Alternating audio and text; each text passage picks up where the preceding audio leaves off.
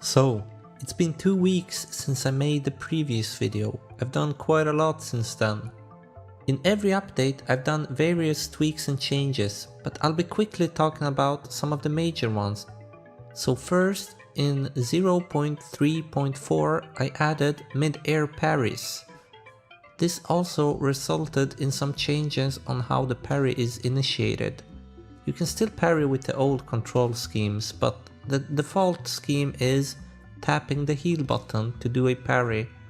Kinda like how Vengeful Spirit works in Hollow Knight. I also changed how the mush holder works. You can now choose when you want to jump off it, making it a bit easier and less stressful to use. In 0.3.5 I did a full rework of the relic equipping system. Now each brain node you find will give you 5 brain points. That means relics that used to cost say 2 brain nodes can now cost say 10 brain points, or 8 or 12. This means there is wider room for balancing the equipping costs of relics. It also gives me the option to put really cheap relics into the game that cost something like 2 brain nodes. I think this is an improvement over the Hollow Knight notch system, and so far I think it's turned out great. I also made some neat visual changes to the inventory system, like relics and spells being grayed out when you can't equip them.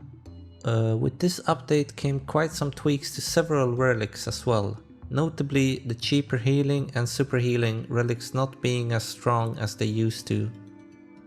Then I released 4 minor patches, which had mostly fixes and tweaks to all kinds of stuff, but noteworthy being the 0.3.5.4 update adding in a temporary ending to the game. This ending is based on gathering all the spells in the game, which is what you'll have to do in the full game as well to actually finish it. But right now it's more of a pretend ending rather than a real one. And okay, now on to the 0.3.6 update, which is the big update I've been working on, and that's releasing today. This update rebalances pretty much all damage values in the game. Just like with the relic rework I did, we have gone from a 1 sword damage value to a 10 sword damage value. This means all bosses and enemies have also received 10 times their previous health, generally. I did make some enemies less tanky in this update, requiring you to hit them less times with your sword. But yeah, this change allows me to balance everything with more variance. And with this update, we also got damage numbers, which I honestly think look great. You can turn them off in the settings though if you don't like them. I also added new interactions with the current spells in the game. Specifically, you can now parry your own spells. Most of the parry spells effect are directed upwards, so this is somewhat the upwards attack you get in this game.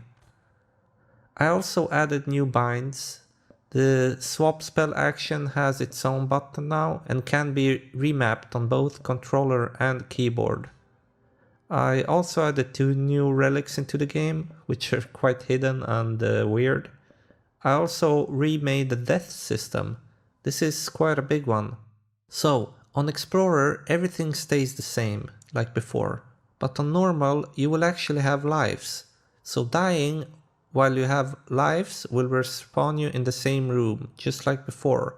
But dying 3 times in a row will send you back to the last used save point, like in Hollow Knight. And on hard there is actually no longer a game over screen which forces you to reload your save, Castlevania Symphony of the Night style. Instead you get sent back to the latest used save shrine, Hollow Knight style.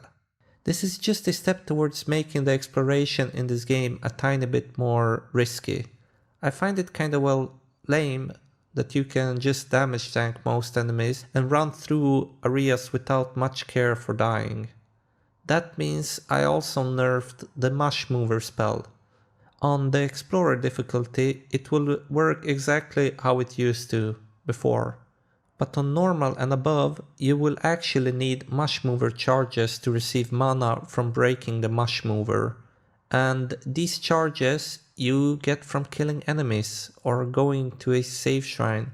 However, a save shrine will only give you 3 charges if you have below that. But gathering them from enemies will allow you to stack up to 9 charges. However, the rarity of them dropping increases if you have more than 3. So this is an experimental change, and we will see if this is actually the final version of the mush mover or if it will change more. Another noteworthy change is that the red vines will no longer damage you at all. This is to balance the fact that you can't heal to full HP through the mush mover if you don't have any charges, and if you say fail the ladybug room. So now you won't have to, since they won't damage the player. Other than this, yeah, quite a lot has changed since the last update, and now I'm actually super hyped to be working on a new area, which is what's coming next. So yeah, thanks for watching and see you in the next update.